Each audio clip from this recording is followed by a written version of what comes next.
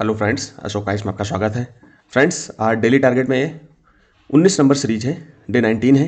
ठीक है, और हम लोग डेली आपको जो है प्रोग्राम बताते रहते हैं कि ऐसे ऐसे आपको पढ़ना है एज ए मेंटर के रूप में। मेंटरशिप प्रोग्राम में भी इसी तरह से प्रोग्राम चलते हैं, तो मैंने सोचा आपको भी इसी तरह से सारा कोर्स रिवीजन अच्छे से करा दिया जाए।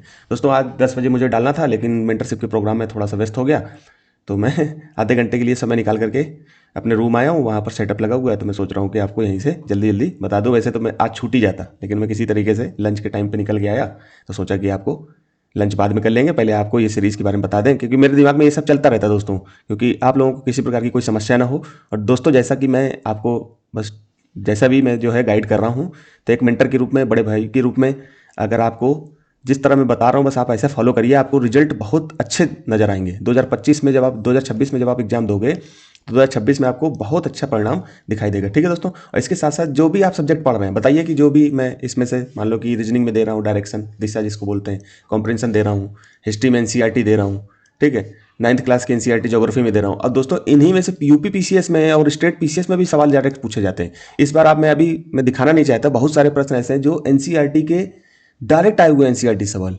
पीसीएस वगैरह में, क्योंकि जो स्टेट पीसीएस है वो किसको फॉलो करता है, ज़्यादातर यूपीएससी को फॉलो करता है। यूपीएससी पहले, जैसे आज से 10 साल पहले यूपीएससी जिस तरह के पेपर सेट करती थी, उस तरह के पेपर आजकल UP PCS, state PCS, Bihar PCS, Rajasthan PCS ये फॉलो करते हैं इसको।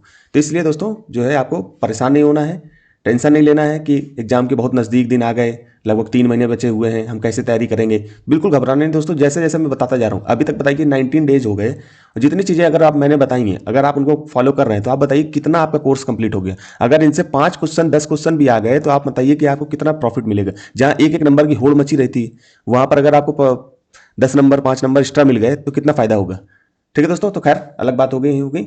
अब हम चलते हैं। तो आपको रीजनिंग में, सीसेट में रीजनिंग के में डायरेक्शन पढ़ना है, जिसको हिंदी में दिशा बोल देते हैं। ठीक है, दिशा।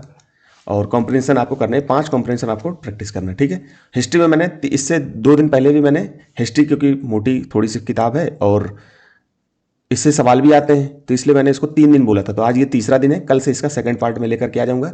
ठीक है, तो हिस्ट्री में आपको न्यू एनसीईआरटी है, यहाँ पर सब दोस्तों साफ साफ लिखा हुआ है। बाद में आप लोग कुछ बच्चे मैसेज करते हैं कि सर ये चीज़ बता दीजिए, वो चीज़ बता दीजिए, जबकि उससे पहले मैं इससे संबंधित वीडियोज में डाल चुका हूँ, तो पूरे वीडियो भी नहीं देखते और कमेंट कर देते हैं। तो थोड़ा सा ध्यान रखना। और इसके साथ साथ ज्योग्राफी में भी तीसरा दिन है, आज ज्योग्राफी इसको समाप्त कर लेना चाहिए। वैसे 2 दिन की ही एनसीईआरटी, बहुत मोटी नहीं है, पतली सी एनसीईआरटी है। ठीक है, तो ऐसे ही करना है। इसके साथ साथ रिवीजन का भी बताऊंगा कि 2-3 दिन बाद आपको रिवीजन, सैटरडे और संडे आपको रिवीजन करना है। ठीक है, तो इतना ध्यान रखना।